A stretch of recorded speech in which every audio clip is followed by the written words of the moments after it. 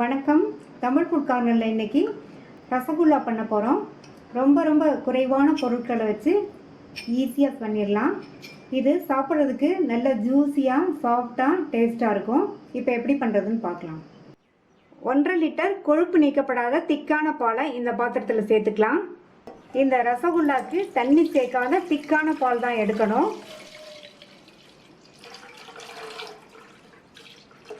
இப்போ இந்த பால் நல்லா பொங்கி வரட்டும். இப்போ பால் நல்லா பொங்கி வந்துருச்சு. இந்த ஸ்டேஜில் ஸ்டவ்வோட தீயை குறைச்சிட்டு நான் 2 டேபிள் ஸ்பூன் லெமன் ஜூஸ் வச்சுருக்கேன். இதை கொஞ்சம் கொஞ்சமாக சேர்த்து இந்த மாதிரி கலந்து விடணும். இப்போ நம்ம பாலை திரிய விடுறதுக்காக லெமன் ஜூஸ் சேர்க்குறோம். மீதி உள்ள லெமன் ஜூஸையும் சேர்த்துடலாம். இப்போ பார்த்தீங்கன்னா பால் நல்லா திரிஞ்சிருச்சு. ஒருவேளை 2 டேபிள் ஸ்பூன் லெமன் ஜூஸ் உங்களுக்கு பத்தலைன்னா நீங்கள் இன்னும் கொஞ்சம் லெமன் ஜூஸ் சேர்த்துக்கங்க. லெமன் ஜூஸ்க்கு பதில் வினிகரும் சேர்த்துக்கலாம். திரிஞ்ச பாலை வடிகட்டுறதுக்கு கீழே ஒரு பாத்திரம் வச்சு மேலே வடிகட்டி வச்சுருக்கேன். இது மேலே சுத்தமான ஒரு காட்டன் துணியை போட்டுட்டு பாலை வடிகட்டிடலாம்.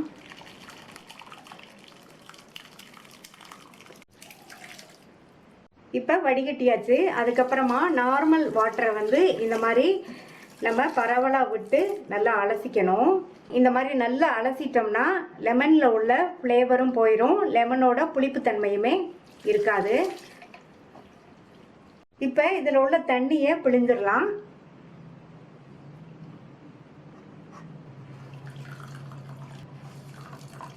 தண்ணியெல்லாம் கம்ப்ளீட்டாக பிழிஞ்சாச்சு.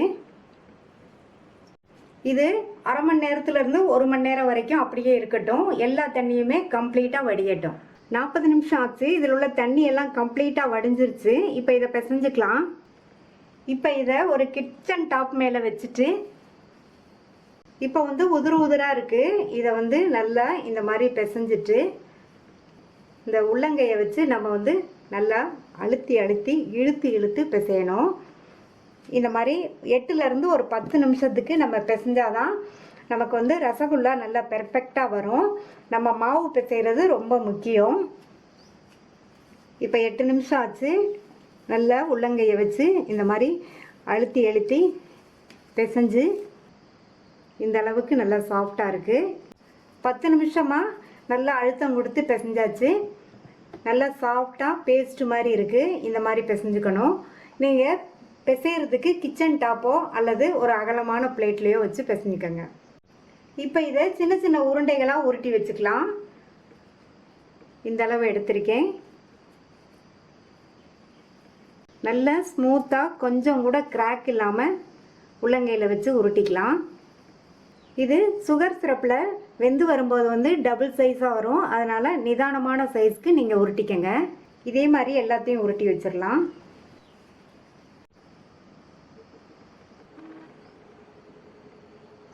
எல்லாத்தையும் உருட்டி வச்சாச்சு.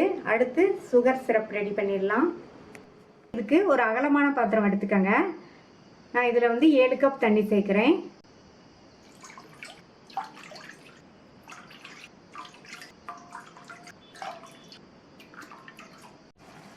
இது கூட 300 கிராம் சர்க்கரை சேர்த்துக்கலாம்.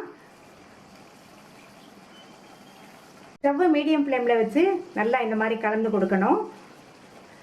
நான் 300 கிராம் சர்க்கரை சேர்த்துருக்கேன். அது அந்த இனிப்பு கரெக்டாக இருக்கும். உங்களுக்கு இனிப்பு அதிகமாக வேணும்னா கூட கொஞ்சம் சேர்த்துக்கங்க. சர்க்கரை நல்லா கரைஞ்சி கொதித்து வரட்டும். இது கூட வாசனைக்காக 4 ஏலக்காய் சேர்க்குறேன். இப்போ நல்லா கொதிக்குது. நம்ம ரெடி பண்ணி வச்ச பால்ஸை இதில் சேர்த்துடலாம். இப்போ ஸ்டவ்வை ஹை ஃப்ளேமில் வச்சுட்டு மூடி போட்டு 5 நிமிஷம் வேக விடுங்க. ஹை ஃப்ளேமில் வச்சு 5 நிமிஷம் நல்லா கொதிச்சிருச்சு. இதை லைட்டாக இந்த மாதிரி பெரட்டி விட்டுட்டு மறுபடியும் மூடி வச்சுருங்க. ஸ்டவ்வை மீடியம் ஃப்ளேமில் வச்சுருங்க. 5 நிமிஷம் சிரப்லேயே கொதிச்சிட்ருக்கட்டும். இந்த சுகர் சிரப்லேயே நல்லா வெந்துருச்சு.